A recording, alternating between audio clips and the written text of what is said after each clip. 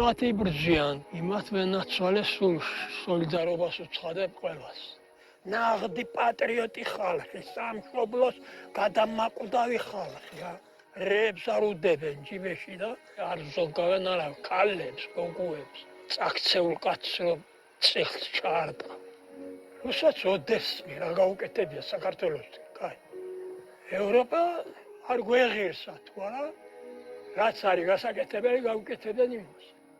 ამათ უნდათ რომ გადათარგმნონ ეს სხვანაირად გადაგვითარგმნა, ჩვენ გონი ვართ ყუმები და გაუნათლებლები და უწიგნურები მოიკითხონ პრეზიდენტიდან დაწყებული გზას ვერ გაგკეთებდა მთავრობა, გაგვიკეთებდა ისე მთავრობა იქნებოდა რომ რანაირიც ევროპაშია, გერმანია ავიღოთ მაგალითად.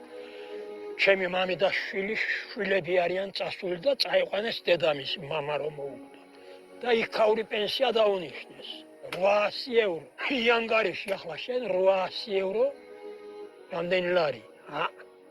და იმახსოვრეთ ჩემი ნათქვამი. ახლა თუ არაფერი არ გამოვიდა, მე კაპიკია ფას. ევროპული საქართველო მინდა ალბათ. ევროპული საქართველო.